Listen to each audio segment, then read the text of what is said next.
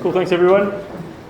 DHL Storm's head coach John Dobson and the captain Steven Kitshoff. Gavin has got his hand up already. Go for it. Dobbo, do you know why we didn't ask Steven all the emotional questions yesterday? Okay, fair enough, yeah. You must be very pleased with that performance. I mean, it was possibly one of your best. Look, I think in the college, our rivalry against the Bulls for the last while was probably one of our best. Felt a bit better even than December's one. You know, we got away with those quick tries. So I was very pleased with it. I thought possibly in the first half we could have got a bit more reward. You know, we were a bit irritated with ourselves. You know, we actually talked about it at half time. You know, they scored a try without making a pass just because of our own poor discipline and good maul by them. And that's always been a danger of the Bulls. Look, in the second half, I thought they played with a lot of character. I don't think we were at our best. You know, I think you'd agree, Steve. We didn't implement our plan that we had. Yeah, you want to get to the situation where Bulls play catch up, and we got that. But then I don't think we executed that part of it very well, and they played very well in that second half like that. Just touching on Martin in the park, I remember in Munster he missed the 3 penalties and 2 conversions. Today, 7 Can you just comment on his performance today? Just about his character of the man double. Yeah, I worked very hard with him on his kicking this week.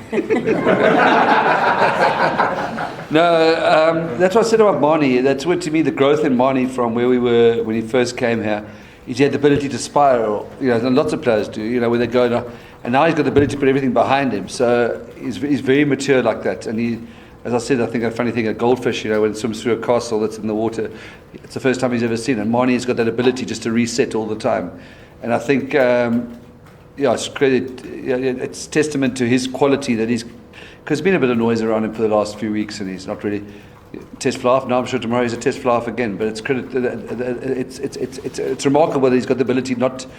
There was one game, Gavin, we've often talked about that. We played in Durban last year when he did spiral. Yeah, I think just everything went worse and worse and worse, and now he's he's fixed that and got it as a positive trait that his ability to stay in the fight. So it was great for him. So just taking you got man the match as well, Mali. But you must be happy with the return of the Olympics as well, at Dion. Yeah. Breakdowns there at Dion. Yeah, these him and Dion, Kitsy and Dion were excellent. Dion got a little bit of a hamstring tweak, that's why he came off a bit earlier. And Zassi were just worried about re-injuring him. But they're great presences. I thought Zassi got into the game more and more with time. No, but I think one of the things, such a dominant first half performance, but your defence is superb at times. I mean, I know they scored a few, but there were a lot of times where you had to go through long periods of defence in the second half. It really made it hard. Yeah, when we're in that, I think we are absolutely imperious in that middle section where teams are trying to play against us. Where we get ourselves into trouble is we give away the penalty, whether it was the holding out and then they kick in. That's how they got the last try. I'm trying to remember the second try, but the first try. So, no, our defence and putting teams under pressure is very, very good. Kitsy, just in terms of the work rate and the start you guys have, the real passion there, you know, after the months again, people, they start asking questions, you beat Benetton, but not quite at your best, but today it was like the usual soreness that we used to. Yeah, I think one of the things we asked of the team was just like starting with intensity. You can't guarantee a good start. Always like you can go intercept or a couple of calls against you and you're 7 or 14 points down. But as soon as you start with intensity, then you see the guys working back, sticking to the plan, and we're playing the type of rugby we want to play. So yeah, credit to the guys. I think there was a big focus point this week was just sticking to what we planned. From Monday to Wednesday, the guys executed well. There was a 3-minute patch in the first half, and there was like a 15-minute window in the second half where we went a bit off plan, but then the guys fixed it again in the last 20. So a lot of credit to Marnie for driving that, and Gaza. Guys did exceptionally well. And that also would have helped that Connacht won last night, so it's a whole semi-final. Yeah, no, I was watching the. Hope this doesn't come out, but I was watching the Ulster Connacht game, and I was celebrating everything Connacht did. So it was a good. I think Connacht played well. There was a big threat breakdown, but it is nice to actually stay at home for another week. Your thoughts on playing next week? Cheapest. I mean, we had a bit of a tough one, you know, with the Montpellier Exeter game. We could have played that Heineken Cup semi-final here. The one we lost, the quarter-final here. That results of that last weekend knocked us down to third, even though the points difference. So to have one going in our favour like last night, I must have been watching last night, from underneath through things and through my cap and looking around that, so I couldn't watch it because I thought Connacht had done so much to win that game early and just seemed like they'd let it slip, But for us to be here, look, I'm sure it's great from a revenue point of view, but just our whole mission is to make Cape Town smile and to go to lay on an occasion like we as a union, or what do we today. People wouldn't have thought that was still possible from something that you associate with the Men in Black or that sort of thing. And to have this new culture and this new order and this new engagement with people in Cape Town today was like, and to be able to do it again next week is just so special for us. I cannot tell you how special it is for us. There will be more people next week. Yeah, I don't know how many people come here because they hate the Bulls. Or they I don't know if they've got the same feeling about Connacht. The Kitsy's obviously born in Connacht and very, but hopefully people see the occasion, and and we get that. That's what I'd really like. It may not perhaps just be the same quantum, but I think after, I'll give you a bit of a lecture now, but after COVID, and we watch our rest of society, we're so individual and selfish and everything. I didn't think live sport was going to recover in South Africa after what had happened. And even before COVID, how the Super Rugby, I think we went from a 40,000 average down to, I don't know what we were by the end of it. And we were, every franchise, we were still the best supported. To have this back again is to be able to reverse this. It means a lot to us because we worked very, very hard on engaging with the people of Cape Town, playing a style of rugby they identify with. And so that's why it felt very special. Dominic can't give you a reason to look at them with fresh eyes. Who Connacht? We actually spoke a couple of weeks ago that they've got, like we say about ourselves, Sinatra says, we got dog. I don't know how you pronounce it. Dog, if it's in Sinatra. Dog, I don't know. We heard it and they got dog. So they have. I mean, they won 7 in a row. I thought they're lucky to lose at Edinburgh. There is something there that is really worrying. The way they fight, their attack shape is really good. The way they took Ulster apart at the breakdown last night. So, I think it's a credit. Connacht's a great story from on the windy greyhound track in the far west with the smallest budget to do what they're doing. So I think that they don't go away. And Ulster saw that last night. So they're going to be much tougher opposition than perhaps we think. What of Mongrel? A lot. A hell of a lot, yeah. They'll be right in this picture.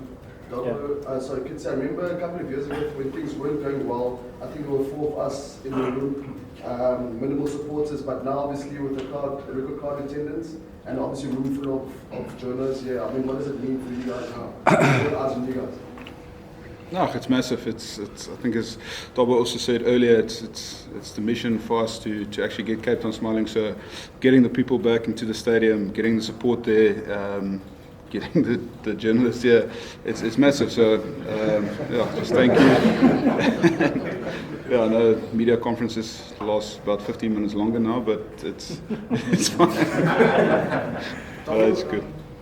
Friday you spoke quite calmly about how you happy that you're avoiding Connacht in the quarters, and you're gonna get a team that's tired of facing Ulster. But just that calmness, that translated onto the field there with the guys.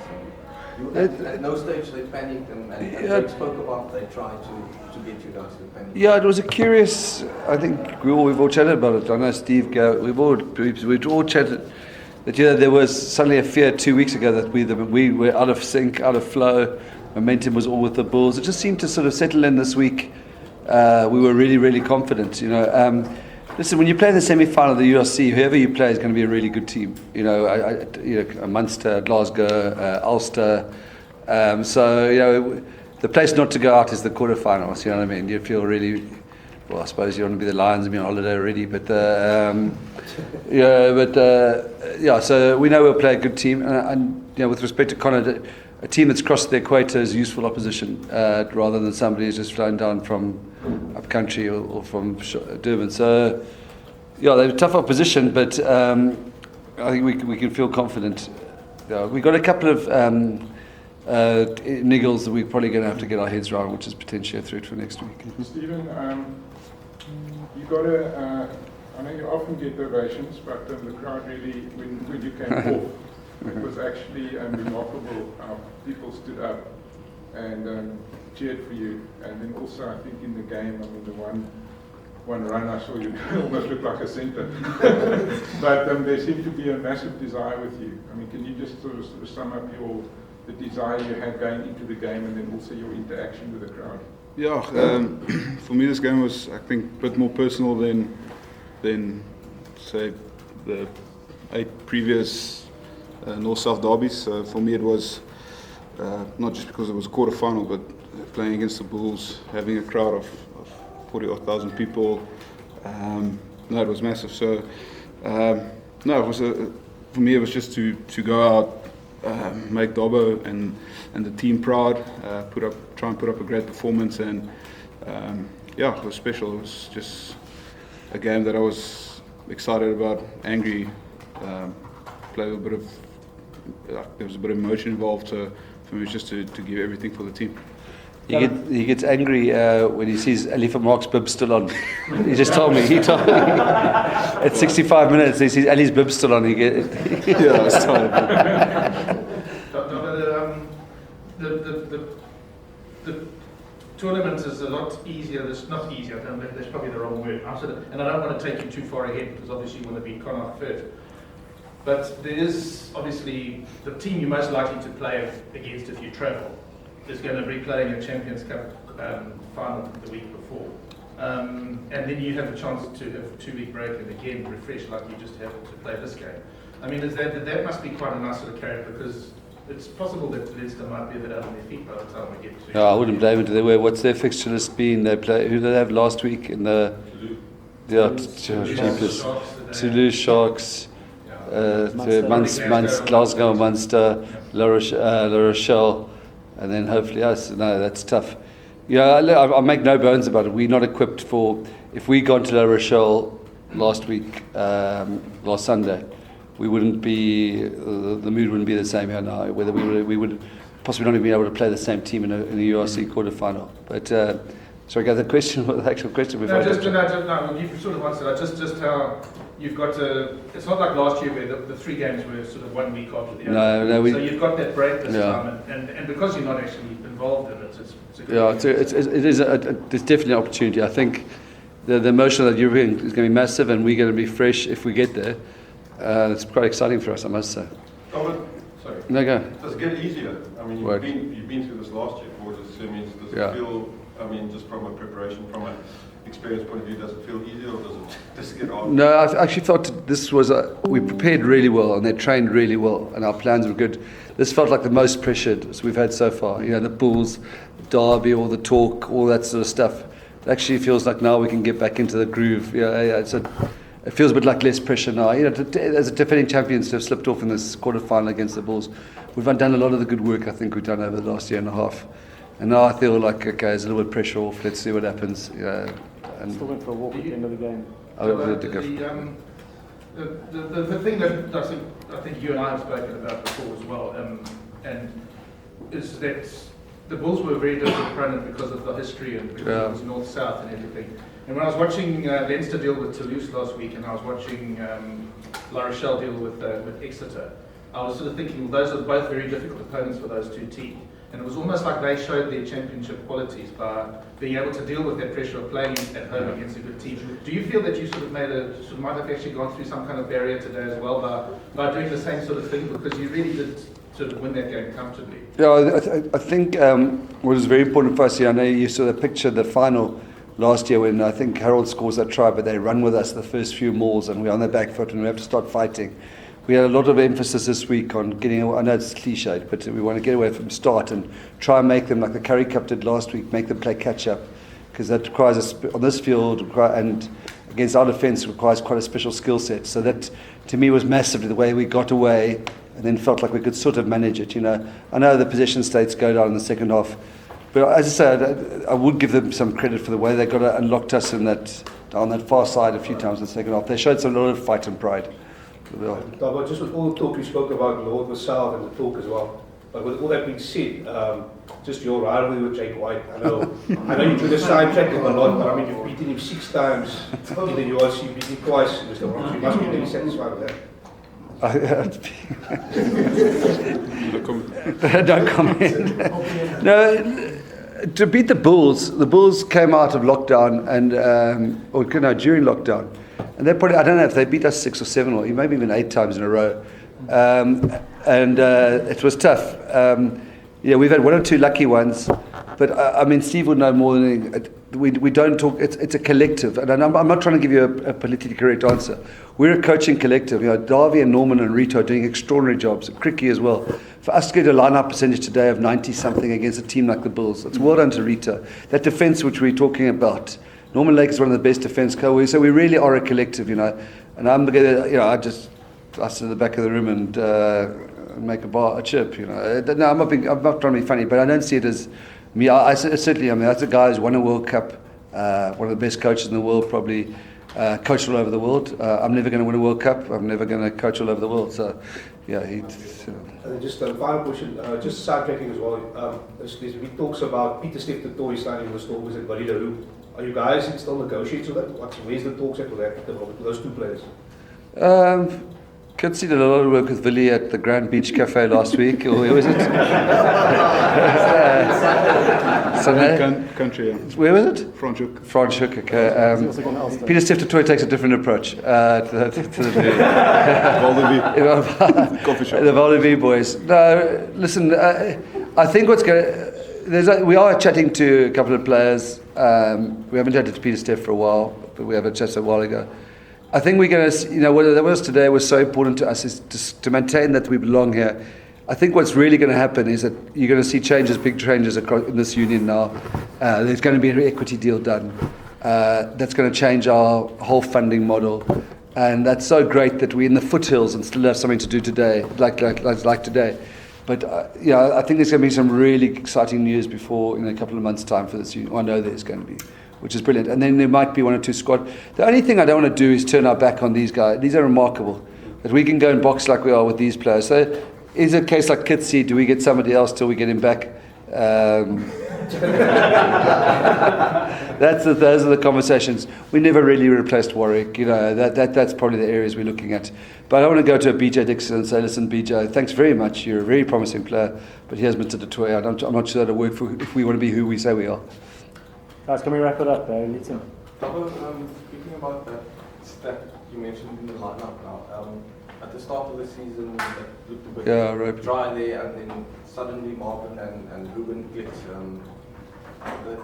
they played one of their best games together, even with his stat from 10 weeks down to 2, just on their performance and that combination growing.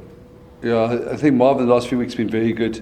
Like he's got a really sore shoulder tonight. No, I think that's one of the classic combinations. You can't go the whole cliche of Victor back. Ruben Fayette, to my mind, will be a Springbok in the next, or hopefully the next cycle. He can play 4 or 5 physical, massive energy, and then Marvin is just a line-up Nors or Nars, or whatever you pronounce it. And they get on very well. But what's nice about Marvin's great. Everything's competitive. If you want to go make coffee, he wants to get there first. You know what I mean? He's a very. So no, it's a nice combination, and we got some. We'll have Saman back.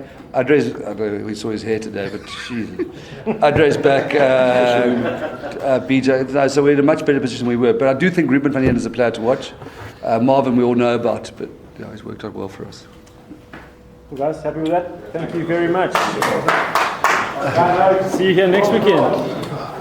Thanks, bye. Recording stopped. Where's Rich taking you now?